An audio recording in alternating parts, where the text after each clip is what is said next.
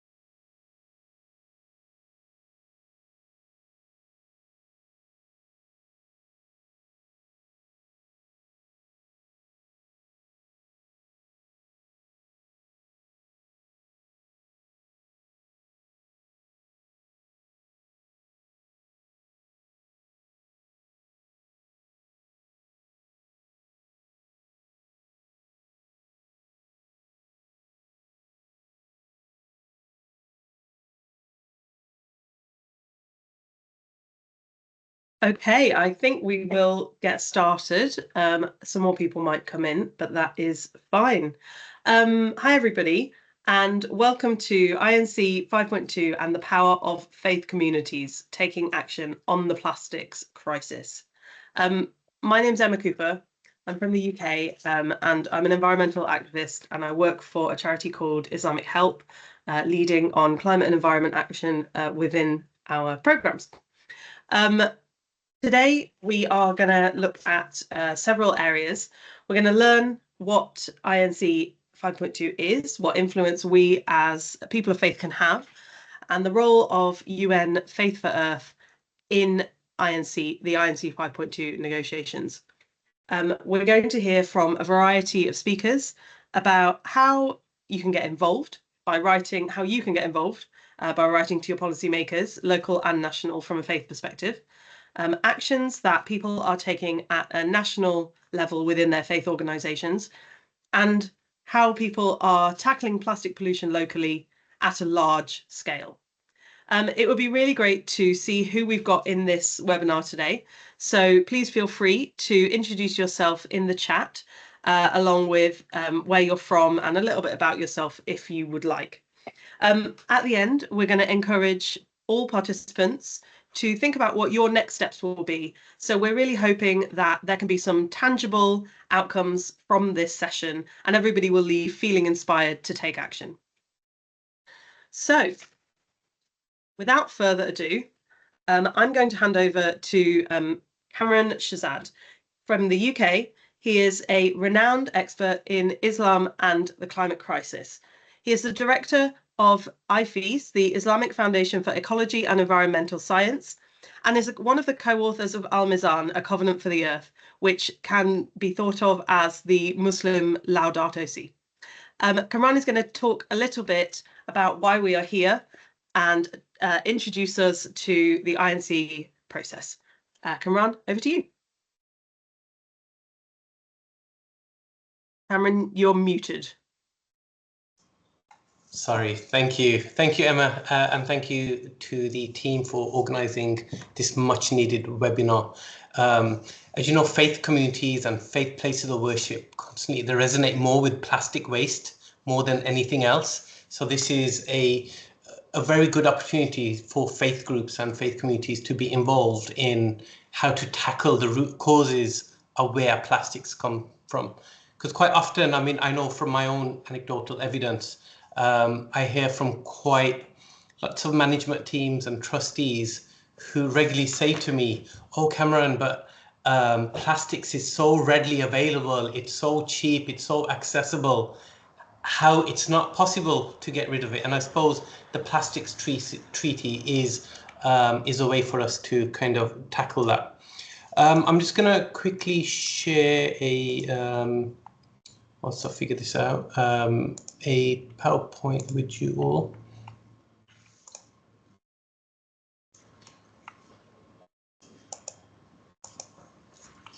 Give me a minute.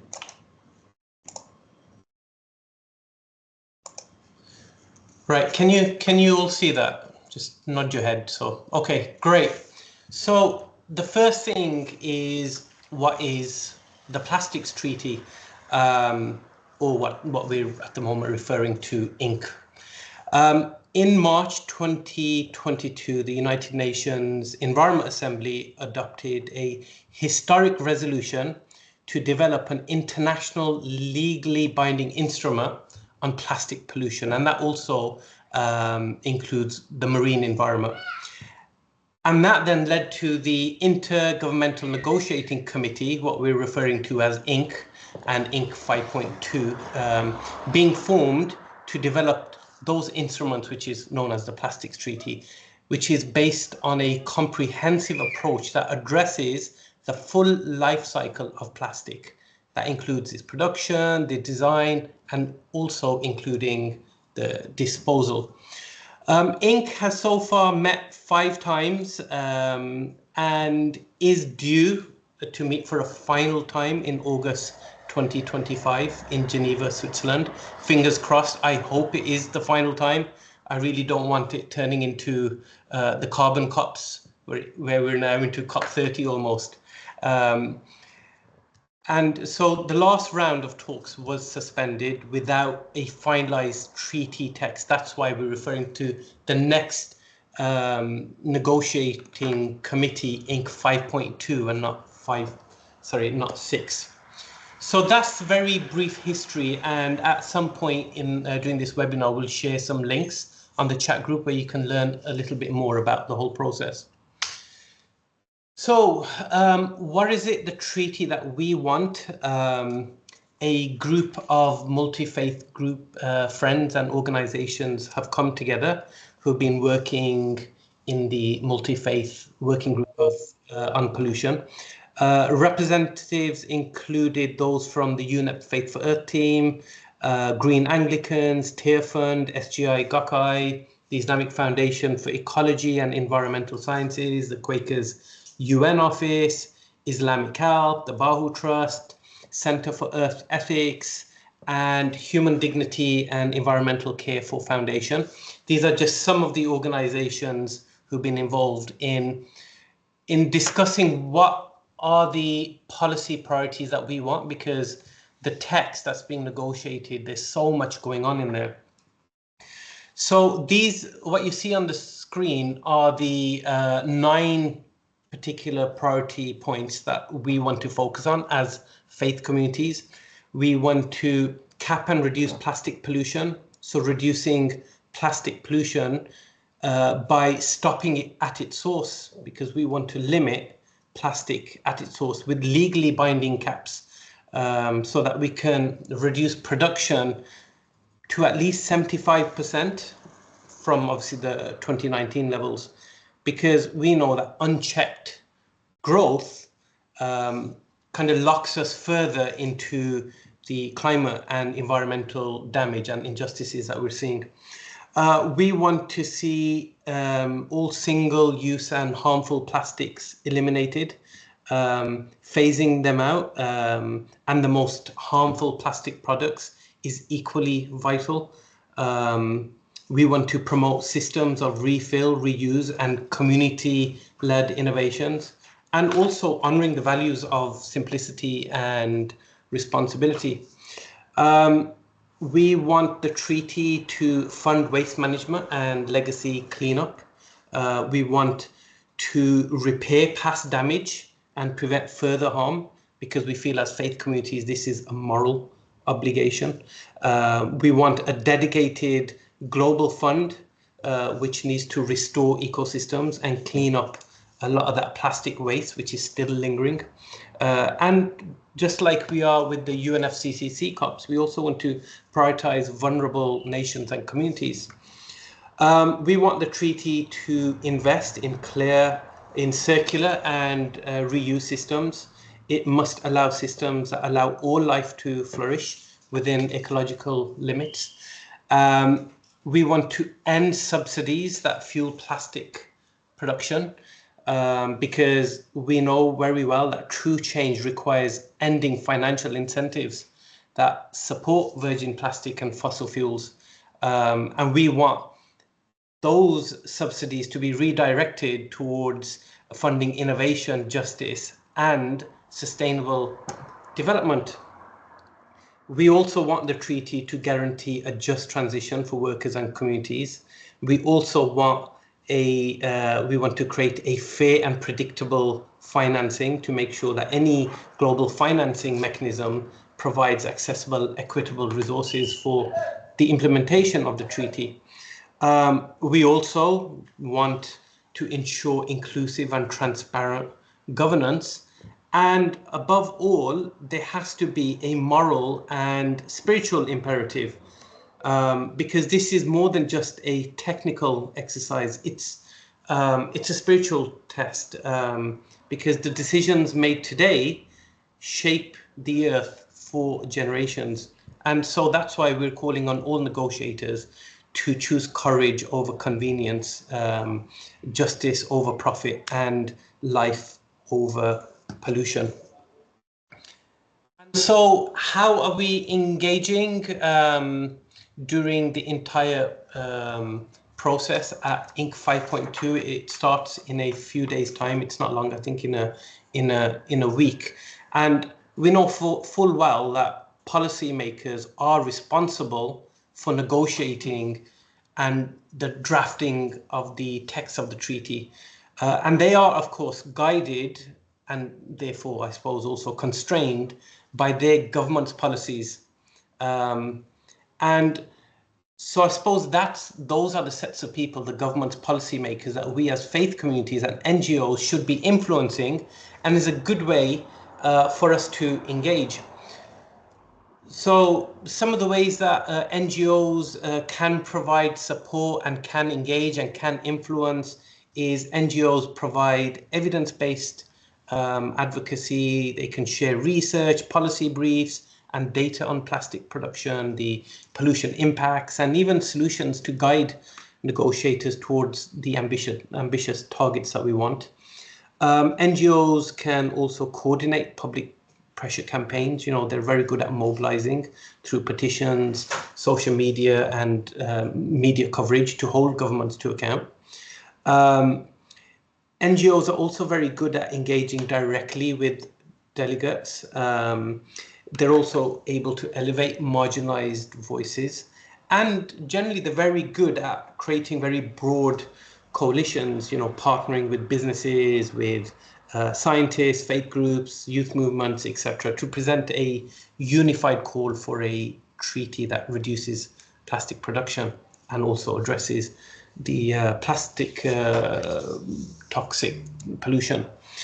And then finally, from a faith leaders and communities perspective, what we're seeing now in many global gatherings and initiatives, that the faith communities are starting to speak up beyond just the spiritual imperatives, but are starting to have very concrete policy asks.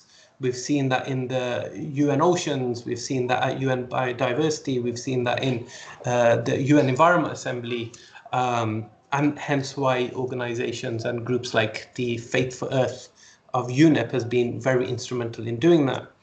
What do faith communities bring to this? They bring, obviously, the moral framing of the plastics crisis, because they're able to emphasize the ethical and spiritual responsibility to protect creation, human health, and future generations, so that the issue resonates beyond just technical and economic arguments. faith groups are able to mobilize grassroots communities really well. And just like NGOs, they're also able to organize petitions and public statements and bring other faith leaders. There's also, I've seen very well some direct engagement with delegates, holding meetings, prayer vigils, and interfaith dialogues alongside, say, Inc. 5.2, and to present a faith-based call for a strong, on strong measures like caps on plastic production and elimination of toxic chemicals. Ultimately, amplifying the voices of impacted communities. Faith places use their faith networks to elevate stories from frontline communities who are suffering from the impacts of plastic pollution. And ultimately, faith communities also have a role to play in the wider coalition of so many different groups coming together, whether it's the business sector, industry, politicians, youth, science and technology. Faith communities also have a role to play in order to tackle the plastic crisis that we're creating. So that's it. I hope that's a very quick 10-minute or less than 10-minute quick guide on what Inc. and the Plastic Treaty looks like. Back to you, Emma. Thank you so much, Cameron. It was 11 minutes, but it's okay. We were a bit short on the first section, so that's fine. Thank you very much. I hope everybody found that useful as an overview of what Inc. is.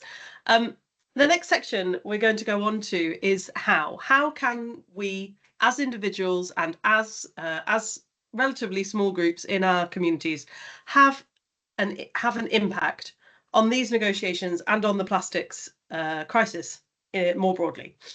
So the first thing we're going to talk about is direct lobbying to policymakers. So, as Kamran has mentioned, one of the things that faith communities and NGOs can do really well is reach out to these policymakers as kind of having a level of influence. So what we've done as a working group is we've put together 2 template letters that can be sent to local policymakers and national policymakers, explaining what we want as the working group, the Interfaith Working Group on Pollution. What we've done is, I'm just going to share my screen.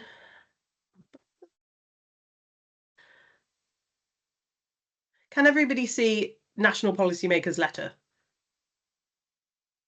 Yeah, okay. So what we've done is we've put together 2 letters, and I'm just going to go through the sections of them. The idea is that anybody can send these letters to policymakers in your country or in your local community. So at the moment we have it available in English, French and Swahili. We have an Arabic translation that should be ready by the end of today. But if anybody on this webinar has the ability to assist with another translation that would make this more accessible to your community, please do let us know. Drop me an email. I'll put my email in the chat, because the more languages we can have this available in, the more people will be able to contact their policymakers in obviously their home language. So the way that we've done this is every section that is green is for you to edit and put your own details into. We know that when we send letters like this, the more personalised they are, the more likely they are to be read. So please feel free to edit any of the sections to make them more applicable to your beliefs or the reason you're sending this. The National Policymakers letter is designed to obviously be sent to people who have influence over national policy.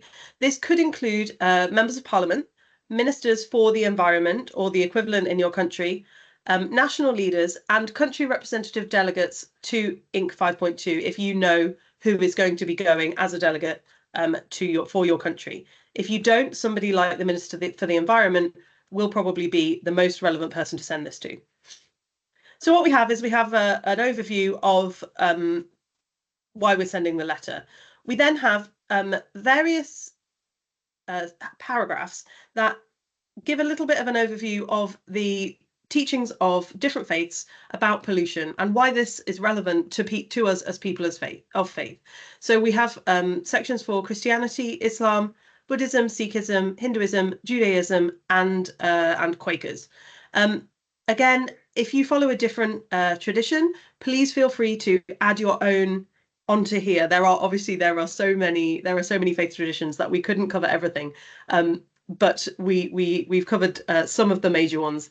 Below that, we've then got the overview of the treaty requests, the demands that are what we want to be included in the treaty that Kamran went through in his presentation.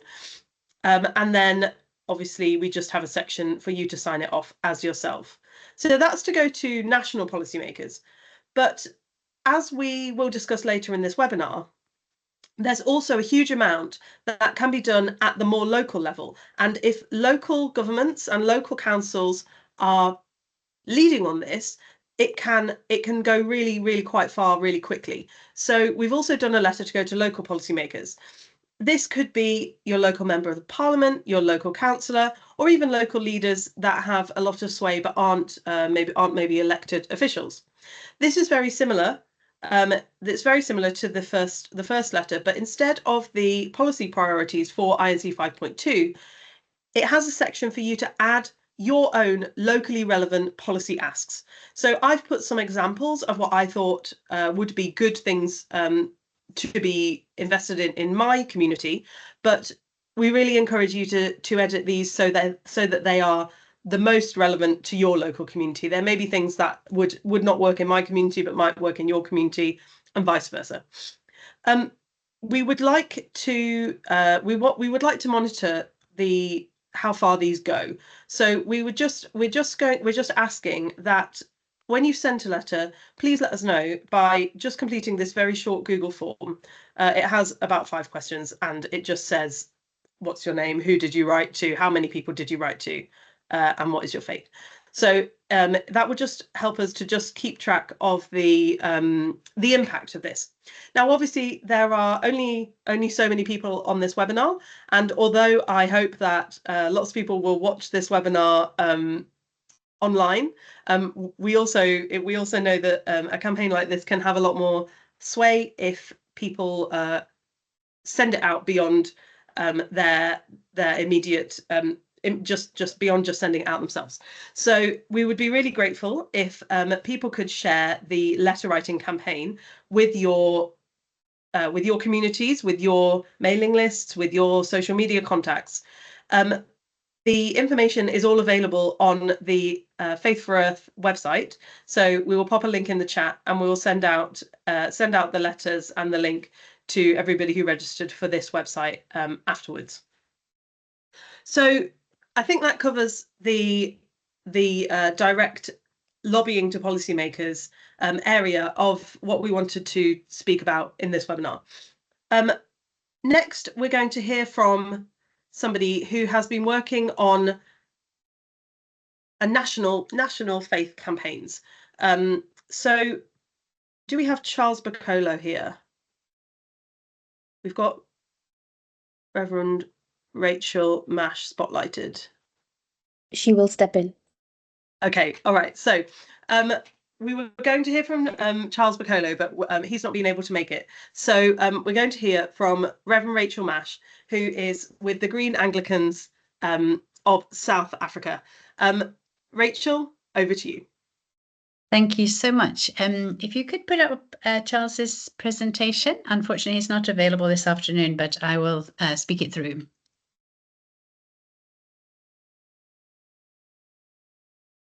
Do you have his presentation? Please carry on. It's coming. Yes. Okay. Okay. So I'm going to share with you the amazing work that's being done in Malawi through an organization called the Malawi Creation Care Network, but also working together with other people. Next slide. So this is a quote from Pope Francis: "You're called to care for creation, not only as responsible citizens, but also as followers of Christ." And they saw the damage that single-use plastic, particularly thin film plastic, was doing to the environment in Malawi. Next slide.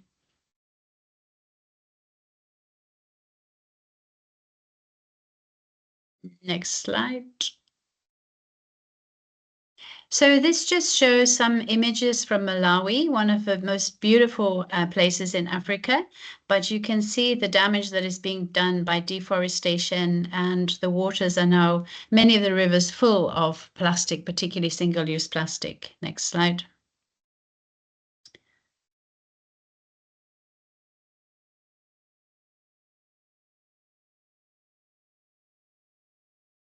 Often the quality of water is a problem, so many people will use single-use plastic bottles as well as cool drink bottles, and often the waste management is very poorly done.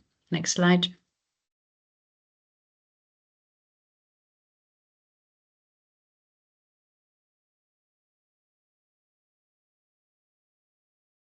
So what do we know? That for faith communities, just as we need to plant trees, plastic is another very important role for faith communities. Although plastics play a valuable role in our everyday lives, it's the single-use plastics that are the problem. 1 million plastic drinking bottles are purchased every minute, and half of all plastic produced is designed to be used only once and then thrown away. And the majority of these single-use plastic are ones that actually could be dealt with or recycled. Next one.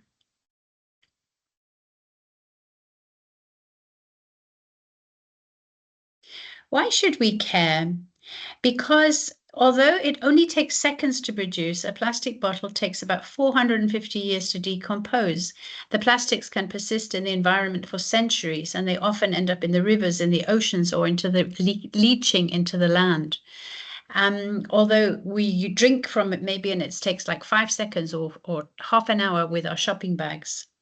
We're now discovering that it is getting into our food and into our animals. Microplastic is being eaten by have been discovered in waterbirds and contaminated wetlands across southern Africa.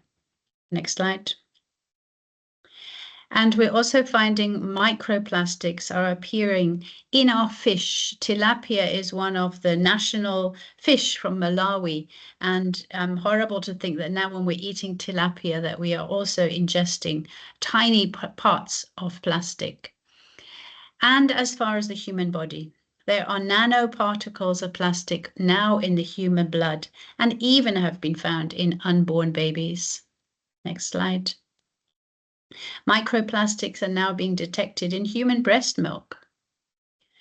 And we see the problem of waste pollution right across Malawi and southern Africa. We now see that even cows are eating plastic pollution, and often people don't want to buy meat from local farmers because they're afraid of the plastic which is in them.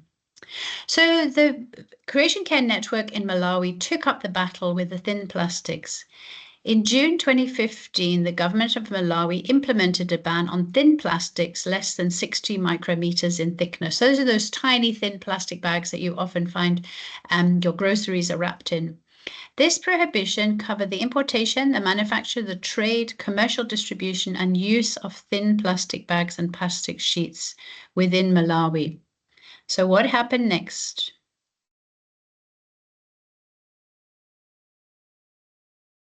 The ban faced resistance from the plastic manufacturers who challenged it in a court of law. The judgment took over a year. In 2018, a stay order was obtained on the ban and an appeal was launched in the Supreme Court. And so the Malawi Creation Care Network began to push throughout the different faith communities for a ban again to be implemented on the single-use plastics, striking right across the country, educating the communities, educating in the churches, talking about the impact of plastic. Next one. And calling for a plastic-free Malawi, saying that we care about the planet. We are called by God to be good stewards of creation. Next slide. So Malawi, across civil society, took a stand against plastic pollution and calling for the ban on thin-use plastic to be implemented. Next slide. Here are just some images, particularly of the young people, calling on people to make a difference because they know that plastic is their future. If the water and the land is polluted, it's their future. And then again, because of this impact, the Supreme Court banned the plastic bags, overturning the work of the fossil fuel companies and the plastic producers.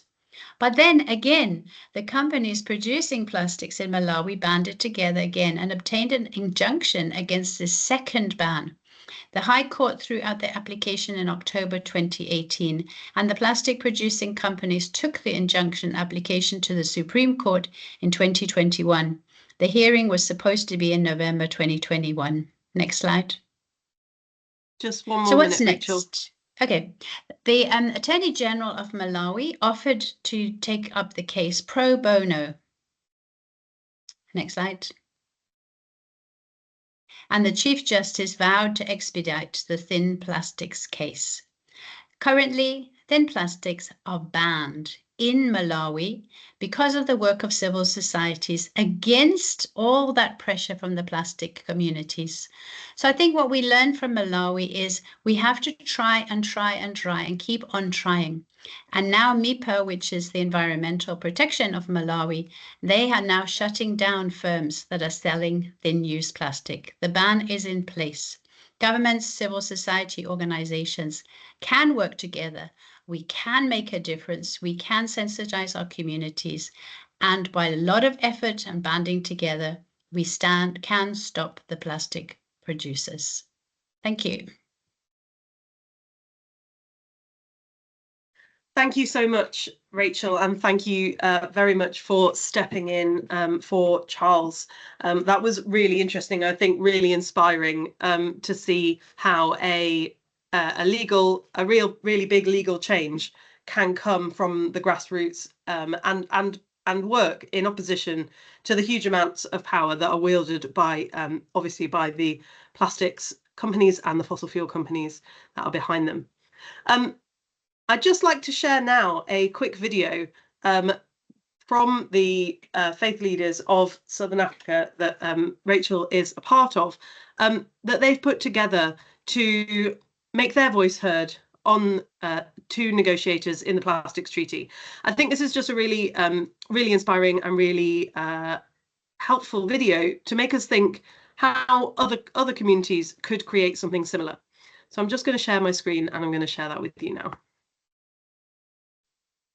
And please let me know if the sound is not working for some reason. Let me just check. Include sound.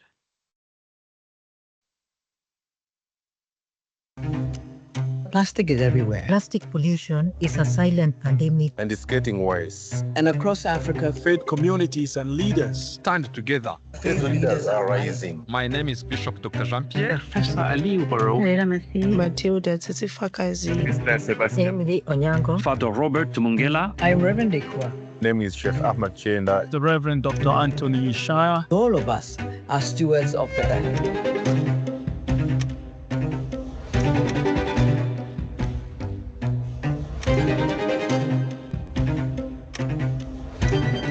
Treaty must make polluters take responsibility.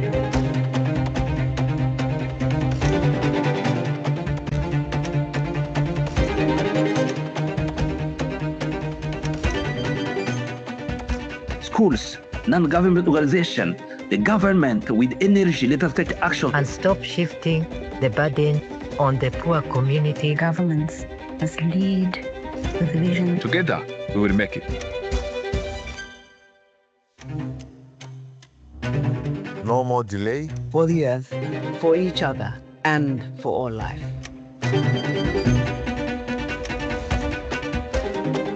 Faith leaders have spoken. Will you act?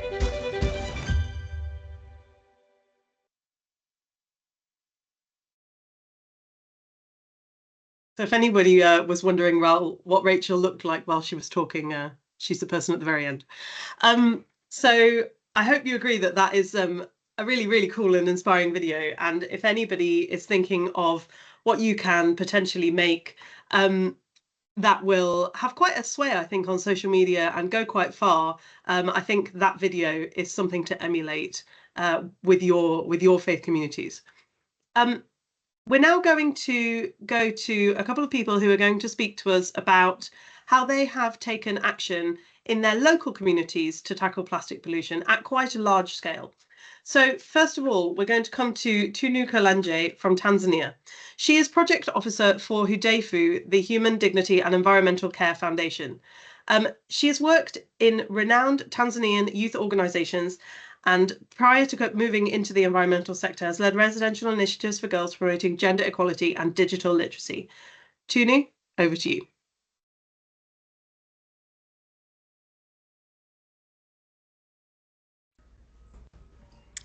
Hi everyone. Hi Tunu. So my name is Tunu Kalanje, as Emma introduced me. I'm working with Hudefu here in Tanzania, advocating for gender equality, waste management, environmental sustainability, climate action, and social inclusion. So far as Hudefu, we are doing a lot of works in beating plastic pollution, as well as including faith institutions. And one among the initiatives we are doing is awareness campaign. So we are promoting plastic-free lifestyle. And sorry, let me share my screen.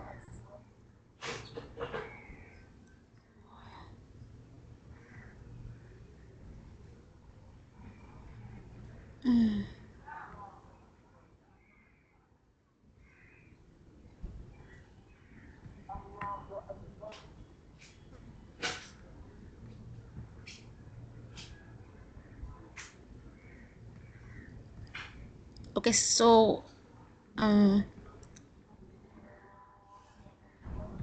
finding a problem in sharing my screen. So let me just proceed with just the presentation. Yeah. Okay.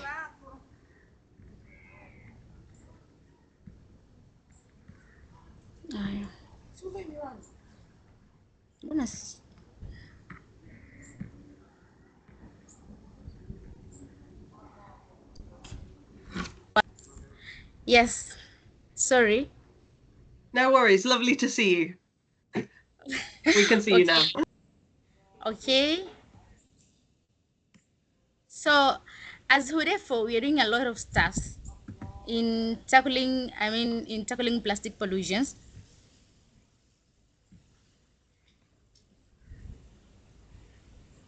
So,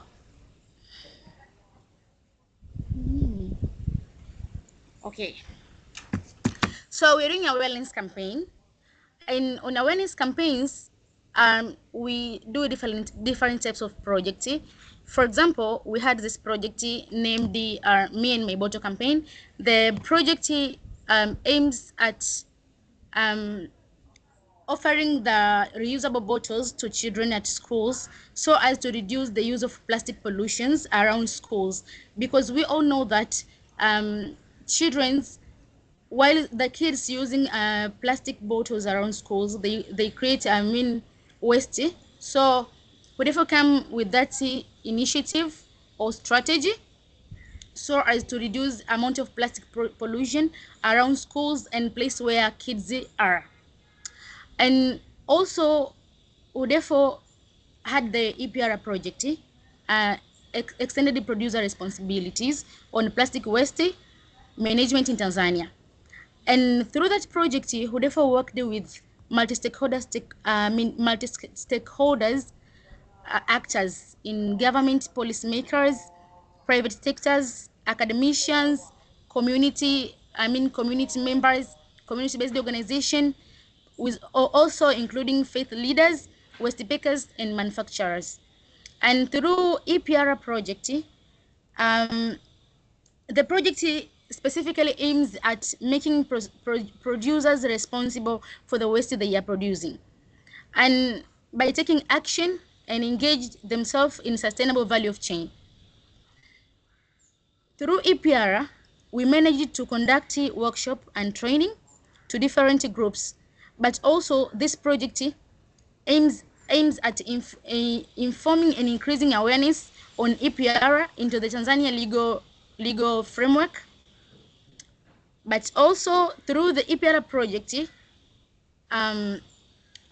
it has added, the government has added the EPR on the amended 2009 waste management regulation, and also newly waste management strategy of 2025-2030.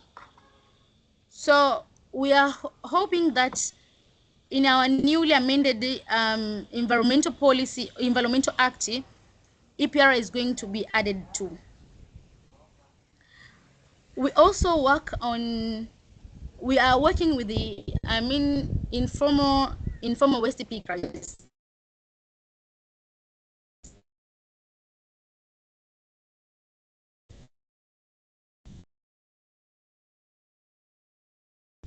I think we might have lost Tunu. I think she might have frozen. Ah, there we go. You've come back, Tunu. We heard up to... You hear me, Emma? Yes, we heard up to we are working with the informal waste pickers, and you have about one more minute to speak. Okay, so we have worked with informal waste pickers because the group has been neglected by the producers and policymakers and the government at all. So we are also doing upcycling activities. We do upcycling of plastic bottles into vertical gardens, plastic into decos, flowers, yes. But also we do beach cleanup and marine litter data. So up to now, since we have been our initiative 2016, up to date, we have been doing 150 beach cleanups. We also do beach cleanups. After finding that plastic waste, we do community cleanup. After finding out that waste around the beach are coming from the community, so we come with the initiative street to street cleanup, Mtaa kwa Mtaa campaign in Tanzania. But also we do mangrove cleanup. So we own the role mangrove plays in climate change and everything around environment. But around the mangrove, there are a lot of plastic. On mangrove cleanup, we found about 6 tons of plastics. So among of the initiative we did as to reduce plastic waste was cleaning the mangroves. We also do environmental journalism. We had a project and we are training journalists to publish the news concerning plastic waste in an environmental perspective. So that environmental, we have reached about 69 stories that tells about the mangrove, the plastic pollution around the community. So it's a call for all of us. It's not just a one person duty. Faith leaders, we as UDEFO, we also recognize the role of faith institution in shaping mindset, morals, and behavior around the community. So it's a call for faith institutions, government actors, private sectors, NGOs, CBOs, and everybody in the community to tackle plastic pollution. Tunu, thank you so much for that. That was really interesting. And it's particularly interesting to hear how an organization like UDEFO is working on something, the things that we might immediately think of when we think of tackling plastic pollution, like beach cleanups and mangrove cleanups, but also working on national policy around EPR, extended producer responsibility. So I think it's really interesting to hear about the multifaceted approach of organizations such as UDEFO working in Tanzania. Our final speaker sharing projects with us is Halak Shah from India. Halak is the project coordinator for environmental care at the, now pardon me if I pronounce this wrong, at the Srimad Rajchandra Mission, a global Jainist organization with hundreds of centers worldwide. As an architect, he has also worked on national and international sustainability projects throughout his professional career at Worley Consulting. Halak Shah, over to you. Thank you so much, Emma. And firstly, I'd just like to thank everybody who's spoken before me, because I took a lot of inspiration today, right from Carmen Shehzad to Reverend Rachel to Tunu Kalanje. And I think, Emma, you're doing a fantastic job at inspiring us. The video was the cherry on the cake. I think seeing something like this get everybody together and vouch for One Earth is something that we need in our day-to-day lives. So I'm from Srimad Rajchandra Love and Care, and namaste to all of you from India. We harbor a culture of compassion at Srimad Rajchandra Love and Care, and what you see behind me is our ashram. I'll just go a teeny right to show you that. So today we are here to tell you about Srimad Rajchandra Love and Care and what our organization and our participants do. So we have a 10 care program our NGO is known for, and under the environmental care of that program, we conduct some projects. Let me take you through one of the most important tenets of Jainism from the three. So one is ahimsa, which is being non-violent to all beings. One is anekantvad, which means every single human being is correct in every thought process from their own perspective.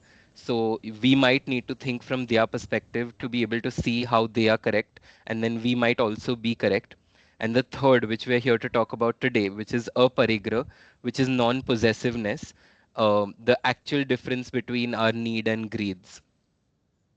So I'll just walk you all through the kind of projects we've done to create this vibrancy of living a plastic-free lifestyle. So the very first one is EcoBricks. I think a lot of us have done it. But particularly these children had been given a challenge and a purpose. So we had given them drumsticks for a very important dance festival from India, which is called Dandiya. If you all would know, you all would have seen. So Dandiya sticks and people playing with it. So we gave them those Dandiyas. We gave them cloth waste, a lot of cloth waste from tailors around. So all the tailoring shops, the scraps that are there from the cloth, and then we gave them plastic bottles and we asked them to make eco bricks out of it, and then eventually make these furniture stools which would be used in the rural hinterlands of Gujarat. So we donated them in Anganwadis and lot of schools, and we made sure that the children understand the importance of these basic pieces of furniture, as well as the beauty that can come with just reducing plastic and upcycling it in an eco-friendly way.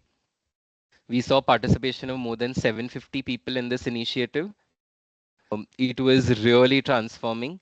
And the best part is that even today, some of the people, they make these themselves and they use it for 3 to 4 months at their own house as a bench stool or a stool to keep your for working. So people have really appreciated this initiative. Moving to the next one, so eco pouches. So in India, we get a lot of food grains in these jute bags, like tons and tons of food grains, and those jute bags are then redundant. So jute is of course a natural crop, and then the bags are stitched together and woven together. So we use these used jute bags to create eco-friendly pouches, stationary pouches for the kids, and we made them painted with eco-friendly paint, which is made from cow dung. So we created this entire kind of activity where the kid would really learn. We had multiple other initiatives to replace the plastic scales or the rulers that we use in mathematics in schools. We used the MDF boards from interior design waste industry. So the extra MDF sheets that we have that are used as partitions, and we created scales out of those. So everywhere we taught the kid that there is an alternate way of thinking. It's not what is readily available in the market that is the cheapest and that looks good. So also we made them make eco-friendly seed newspaper pencils. Coming to the third activity. So this was a waste management triathlon. So we had a timed activity where we taught kids how to collect waste by plugging. So we'd given them a challenge of 1.5 kilometer in a certain set period of time. After that, they would all in their own teams play a segregation race that would test their knowledge about what is recyclable, what is non-recyclable, what is electronic, etc. So they would have laps of runs, and we would time the teams together to create a more competitive spirit. After they've already segregated, we would make them pick two of the segregated wastes, which is plastic and coconut shells, and we made them upcycle it. So we taught all three aspects of reduce, reuse, recycle through this waste management triathlon. It observed more than 200 participants and we collected a lot of waste. These are just some glimpses. Yeah, so these were the buckets for their waste management triathlon. We also made them create these coconut bowls. So coconut bowls are very, very important because these are a part of Indian cuisines in our day-to-day life. We eat South Indian food includes a coconut. So everybody's house has coconut waste at least on a frequency of 3 to 4 days in a week. So we taught them how to create cutlery out of coconut bowls, how to create planter bowls, how to create soap dishes, and many more things out of something that they have not even waited to ponder upon, just showing how nature is so precise in its packaging and is 100% foolproof with circular economy. The next project was something that our senior, so this is the solar demi one. I'm sure a lot of us must have researched or seen about it. It's a very eco-friendly and cheap project. So it's called a solar demi, inspired from Philippines. So basically we have a plastic PET bottles, 1 liter bottles. You fill them 3/4 with water, just clean, pure distilled water. You add 2 spoons of bleach, or either in powder form, then you need 1 spoon. If you're putting in liquid form, then you need 2 spoons. And you fix them on the roofs and they become solar tube lights. The overall cost of the project is less than 1 cent. It's super eco-friendly. It just shows that what is sometimes waste for us can be light in somebody's life. We also ended up putting a solar panel to make sure that they can use this light stored during the day and use it at night for education purposes. So more than 150 plus bottles were created and about 90 plus homes were illuminated through this project. Then we have our seniors take on from our organization. So just how we have youth initiatives, Power of One is a global movement where we collect clothes, food grains, utensils, footwear, electronics, toys, etc. We don't just declutter our homes, we open our hearts and we ensure that all of these are processed, packaged, neatly ironed, and again redistributed amongst those in need, because that's exactly the line where our greed has overstocked our homes and taken away from those that are actually in need. So we make a need equilibrium through this initiative. This is a global initiative where all our participating countries in over 100 centers in 5 continents participate. So I call on all of you all to participate with us. And if you want any information on any of our projects, we would love to see a collaboration. Thanks for this opportunity. There is a lot more we can collectively achieve, and these are just some experiments we are doing out here. Thank you, Emma. Thank you so much. That was really interesting, and I absolutely love the idea of a waste management triathlon. I volunteer with young girls, and I think that would be such a fantastic way to teach them, really embed the whole reduce, reuse, recycle, upcycle, all of that, really embed that in their learning. So thank you so much for that. We've now got a few minutes for any questions for our presenters, and then we're just going to come to a little section about what is next and a bit more information about INC 5.2. So please, if you have any questions, please pop them in the Q&A or raise your hand. I can't see everybody because I've got 3 pages of people. So if anybody does have a question, please raise your hand and we will come to you.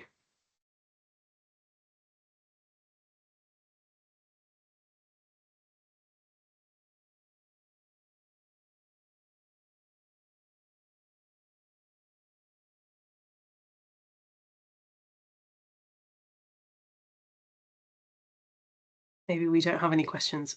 That's okay. What we'll do. Oh no, Asmira. Asmira has a question. Thank I you. think. My question's for Reverend Rachel, if she's with us and willing to answer the question live. But Reverend Rachel has been incredibly successful in trying to engage with the government of South Africa to be more ambitious as they negotiate the plastics treaty. Reverend Rachel, what would you say are some of the actions that you've taken that have been most effective, and where do you think your actions will lie as we approach INC 5.2? Thank you, Asmira. So I don't think our actions have been successful, to be honest. So you may know that the different governments they're in different places in terms of reduction, putting a cap on plastic production. So you'll find across Africa, for example, there's 7 countries that are pushing back on putting a cap on production. Most of the ones that have got oil, and we produce a lot of plastic in South Africa. So our campaign was around pushing for production to be reduced, not just waste management, because otherwise we end up with a waste management treaty. So what did we do? We worked together with a collection of different organizations like Greenpeace, WWF. So I think it's really important that faith communities don't just work on our own, that there's lots of NGOs in the space. So WWF was the ones who worked with us on the faith community video that you saw. We also worked on an op-ed focusing a lot on human health. I think human health is an issue that really does make people think, because often it's jobs against the environment. And once you bring into human health, particularly the health of unborn babies, it does have quite a mobilizing thing. So I would say our campaign has been around raising awareness for people of the impact of plastic and the importance of putting a cap on production.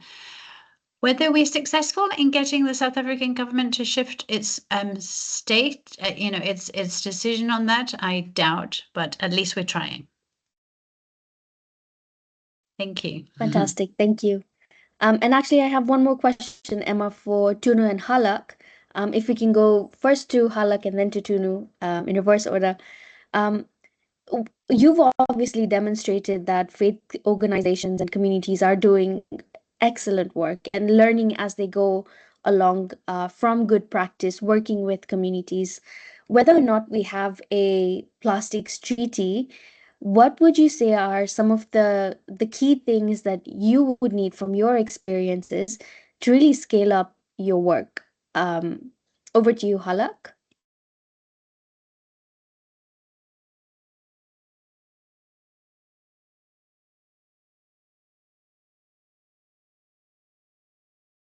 Halak, if you're speaking, you're on mute. Can you hear me? Yes. We can hear you now. Oh, perfect. Yeah. Oh, thanks for that question. I think scale up is everybody's dream when you get the first successful project of. So it's a very good question. One thing I understand is that there's a lack in the intent and curriculum because of lack of exposure and lack of visibility of sustainability around us across. So I think when it comes to corporates and government, we would like to see more of environmentally friendly, incentivized initiatives being lauded in public so that it enters our psychology even before we have to design projects to teach people. So it can come from, having just a planter shade next to a bus stop. So if you can show that a tree can provide more shade than any of your metal fabricated bus stops, that will provide one statement in any passerby, any kid, any youth or anybody from anywhere. These are the changes, the tangible changes that we would like to see in terms of scale up, because the things that we're teaching today through these projects are actually a sad truth that 2 generations have just skipped in our growth and infrastructure story. And it's not their fault, because at every 2 decades the need of the community in your region changes. For some, As we were struggling with independence till about 1950s, it was about food, clothing, shelter, and stability. It was never environment. But immediately once you realize that you're done with your basic needs, that's when your first and most important priority should become the environment, even for your own self. So when it comes to health, we're seeing how microplastics have entered the wombs of the mothers already. So they touch the baby through the bloodstream even before the baby is born, and it is proven by science. So these are the exact points, the touch bases where early intervention or neonatal environmental care needs to be imparted. And this is not at a policy level, it's at a social level, it's at a mentality level. A lot of initiatives that I see today in India, which I definitely share on my Instagram time and again, where people make sure that they have zero waste marriages, where people make sure that their housewarming parties have planters being exchanged, etc. Where every time a girl child is born, there are 100 trees planted in a village. So these movements are actually much louder than the kind of projects we are doing, because we are just making the urban population unlearn what they missed. But there are others who are still in the right space and the right frame of mind, celebrating and living life in a sustainable way. So those are the people that I would love to collaborate with and show their stories, because they are the real ones who are living it 100%. Even if you let me know, I'm somewhere in the middle. I'm somewhere in the middle. I've realized that okay, environment should be my first priority while making any decision of purchase. I need to be a responsible consumer. I need to know the salvage value of every product that I'm creating. But these are all corrective actions. This is not the right way of living. So I'll call upon every single person who shared their stories today. I think y'all are doing the work, and these are the kind of people we need to collaborate with and share this story, because one strong story told and one experience is enough for us to break our whole shackle of plastic that we are entrapped in as a community. Thank you. Thank you so much, Halak. Tunu, would you like to speak to Asmira's question?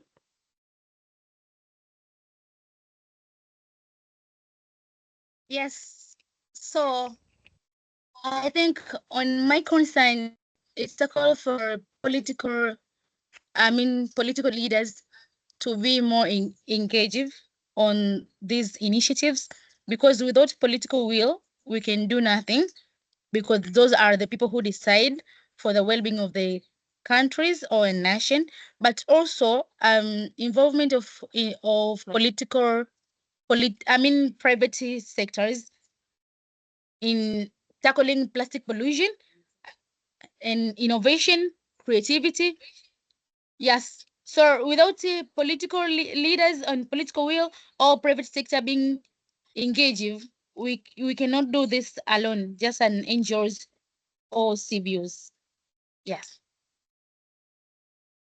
Thank you very much, Tunu. I think those are two very complementary, very, very different approaches, but that are both very completely necessary and that do complement each other and work together.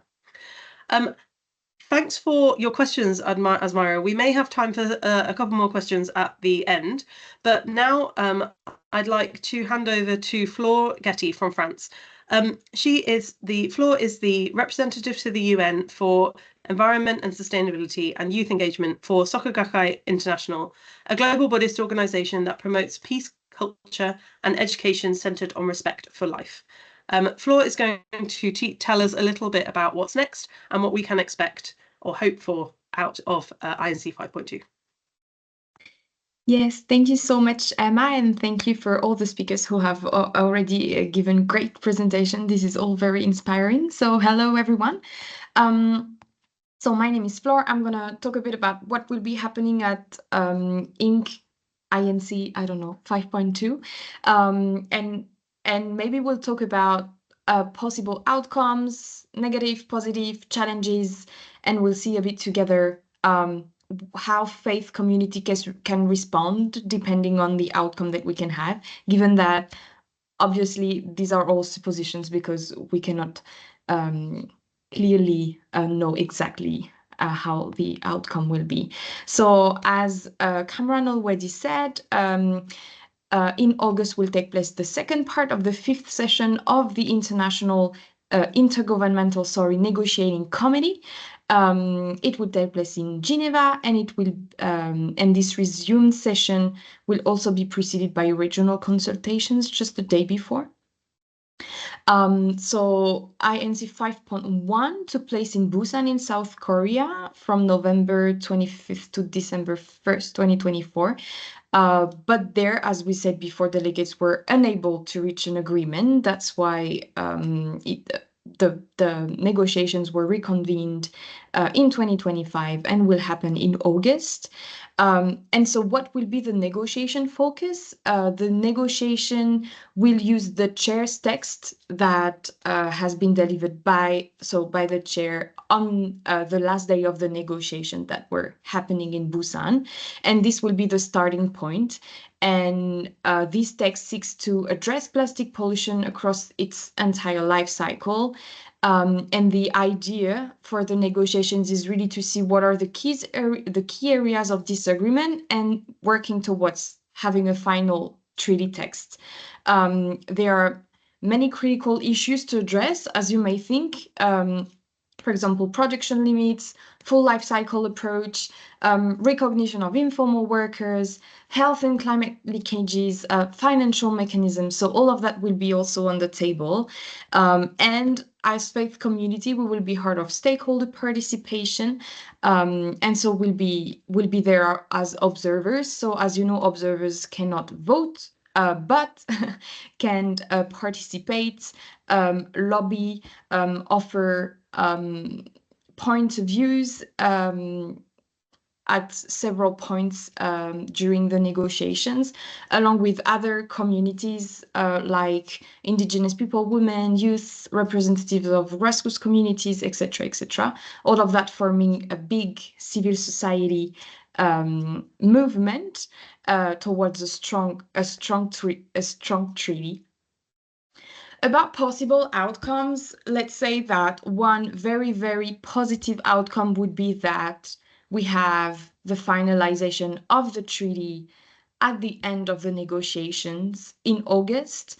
And we have good reasons to believe that it could happen because we have strong signs of progress with governments that are showing increasing alignment and growing majority of countries that have clearly articulated support for a set of strong and core obligations to tackle pollution across the full plastics life cycle.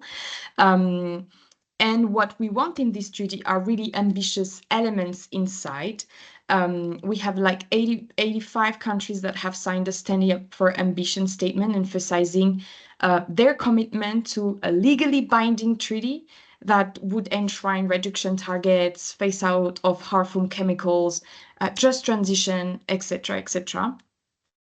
Cameron already went through the positions of the multi-faith working group and what are our key demands.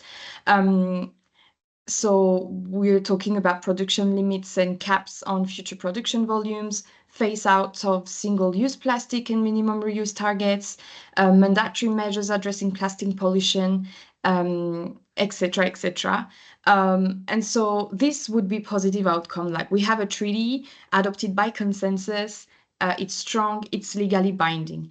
Now we also have, of course, potential challenges that emerge, as you may think. One challenge is that we have a continued opposition of a small group of petroleum-producing nations that continue to seek to weaken the treaty outcome. So there will be something that we'll have to monitor, because even though the majority of countries are fighting back against fossil fuel interests, there are still some few countries that are really opposing a strong treaty. We also have some technical complexities that we have to go over and clarify within the text. And then we have some concerns over process, meaning that member states must defend a provision for example, if we can't reach consensus, will countries decide to vote? to still adopt a treaty even though all of the countries don't agree? Or will we have no agreement at all? Because the idea for some countries is that they don't want nations to block the progress.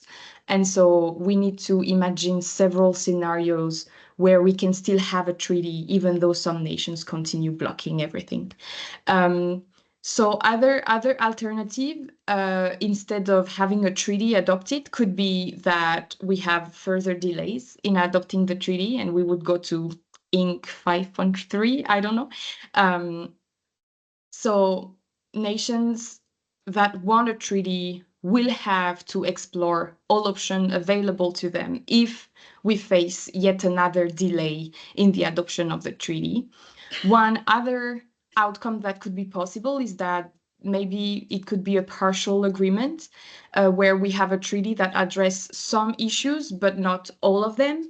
And then we'll have to require further amendments or protocols to reach some advancements in that sense.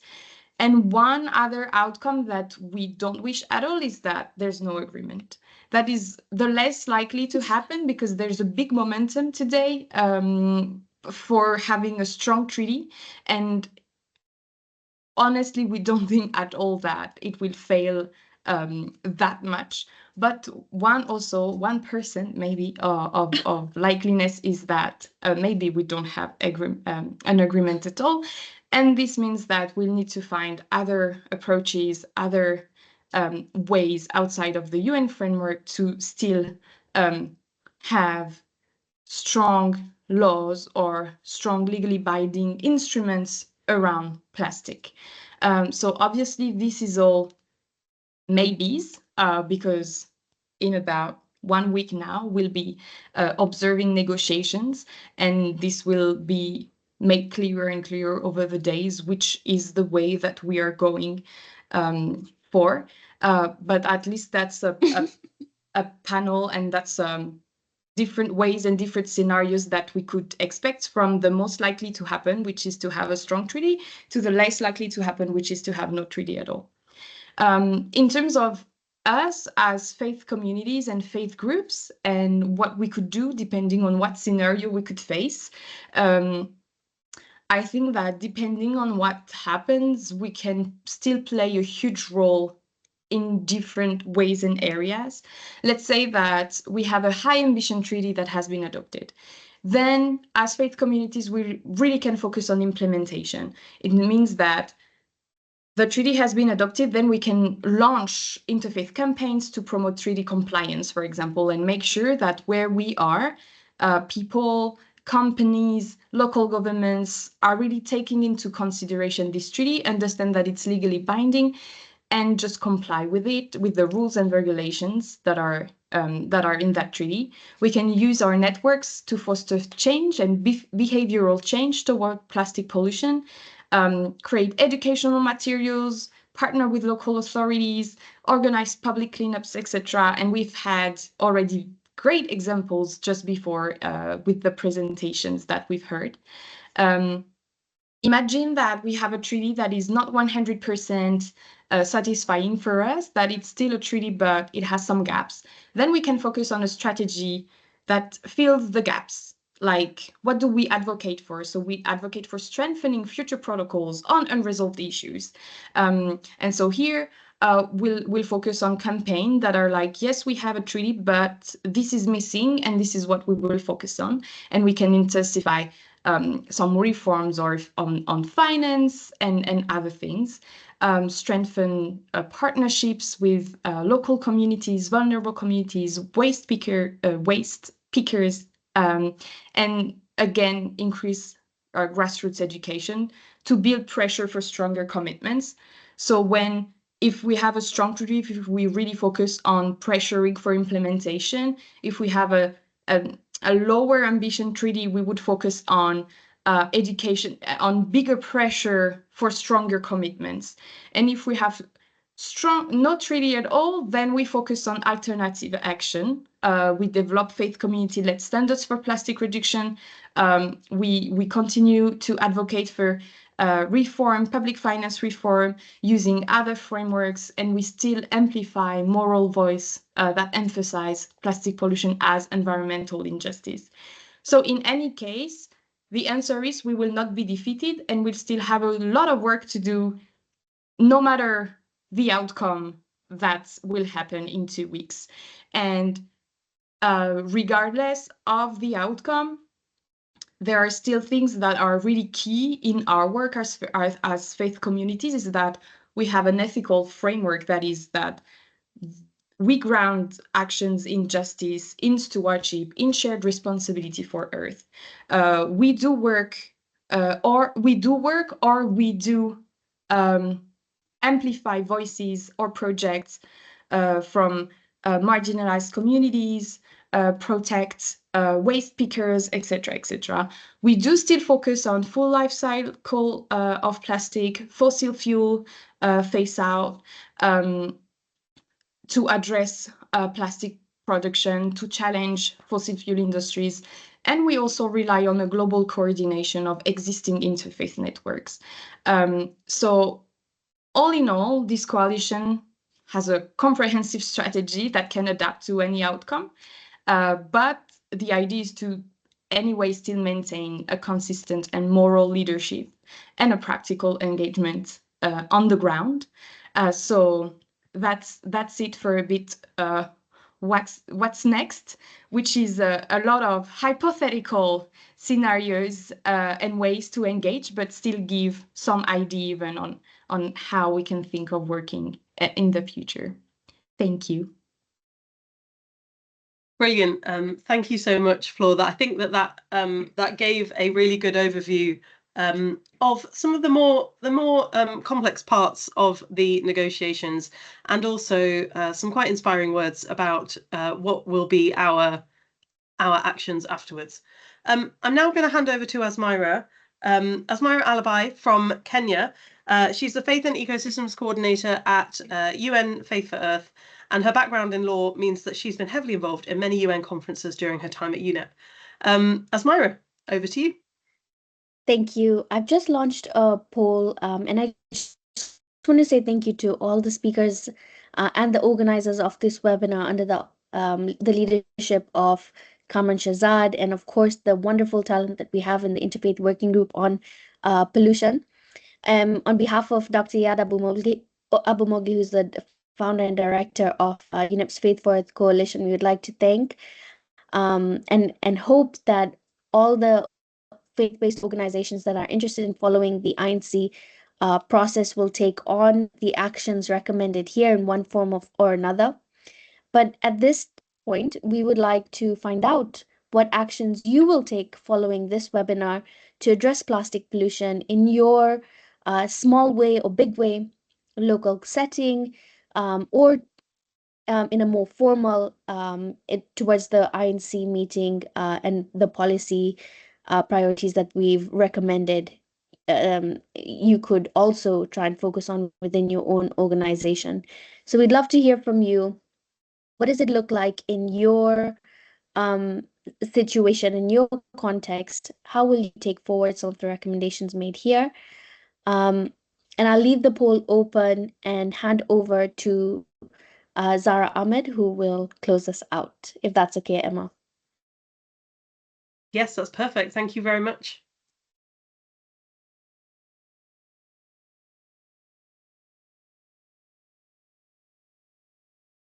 Access the link. Where is the link? Everyone, can you hear me? The poll is in the chat. Zara, yes, we can. We can hear you. I can't access it. I don't know. I'm using my phone, so I can't access the poll. Does Zara, do you know how it will be accessed on the phone? It should pop up on your screen, or you should be able to, if you click on the different the 3 dots, you should be able to see the different things on the screen. If you're not able to access it, then please put your statement in the chat. Yeah. You check the chat. The poll is up in the chat. Brilliant. So if anybody isn't able to access the poll, please just put your response directly into the chat. The question is, what actions will you take following this webinar to address plastic pollution in your local setting towards the INC 5.2 meeting, etc. Zara, I'm going to hand over to you to close us out. Zara is the Head of Community Development at the Bahu Trust and the co-chair of UNEP's Faith for Earth Youth Council. Over to you, Zara. Hi everyone, thank you so much for such a wonderful webinar. Thanks Emma and Asmira and Kamran for your brilliant efforts in putting this together. Just to sort of recap, we've heard a lot, there's been a lot of information shared today. We've heard from Kamran Shehzad around what is INC 5.2, thinking about the plastic treaties that we want, thinking about eliminating single-use plastic and the ways in which we need to prioritize investing in circular and reuse systems, thinking about ensuring inclusive and transparent governance, the moral and spiritual imperative that we hold as faith communities in phasing out plastics and honoring values of simplicity and sustainability, the fact that we want to support biodiversity and allow all life to flourish. We heard specifically around faith engagement and the ways in which NGOs can provide evidence-based advocacy and coordinate public pressure and engage directly with delegates at INC 5.2, and also the power of building coalitions among different sectors of society, and also just the thinking about the moral framing of the plastic crisis and the ways in which we can mobilize grassroots efforts. We've also been given a template letter to share with, submit to national and local policymakers. So this template is being shared with all of you here today, so that you can basically fill it in and direct this to your local councillors, your local members of parliament, and your policymakers to put pressure on them for INC 5.2, but also there is space for you to provide information that is relevant to your local contexts, so that you can lobby your local policymakers within your local institutions, within your local contexts. We heard a brilliant presentation from Tunu Kalanje from Hidefu, speaking about the initiatives to reduce plastic pollution in local schools, making producers responsible for plastic production, taking accountability, also thinking about grassroots projects around beach cleanups and community cleanups in Tanzania and waste management processes. We also heard from Halak Shah, thinking about the tenets of Jainism, non-violence, non-possessiveness, and also some brilliant eco initiatives in terms of transforming jute bags into eco pouches, stationery pouches, looking at waste management, triathlons, and innovative ways of upcycling and engaging young people. We also heard from Flor around the Plastics Treaty and the countries that are opposing the Plastic Treaty and the ways in which we sort of need people at all levels to mobilize and engage together for this work. And just a reminder that in terms of follow-up actions from this webinar, we encourage you all to write to your local and national policymakers. Please do submit these letters and fill in our Google form to let us know if you're able to do that. And yeah, just keep up with what we're planning to do ahead of INC 5.2 and the next steps within this work. And we thank you all for being here. We thank all our wonderful speakers and presenters, and we hope that you can continue along with us on this journey. Thanks so much. Thank you so much, Sarah. Thank you, everybody, for coming. We do have a series of videos that we've been publishing over the past couple of weeks in the lead up to INC 5.2, and we will be publishing them whilst delegates are there as well. So please follow the UN Faith for Earth Twitter, X, and Instagram pages, and you can keep up to date with those videos. If anybody who's on this webinar is going to INC 5.2 and is not currently in in contact with other faith leaders who are going, please email us, Myra. And I'm sure everybody who is attending INC 5.2 from a faith perspective will be able to meet up at some point during the negotiations and work together, and also hopefully probably have a nice meal and social time together as well. So thank you very much, everybody, for attending. Thank you so much to all of our presenters, to Cameron Shazad, to Reverend Rachel Mash, to Tuna Kalenje, to Flor Getty, to Asmira Alabai, to Zara Ahmed, and to Halak Shah. Thank you so much. And we hope to see you all again for our next event. Thank you for attending. Have a good day. Thank you so much.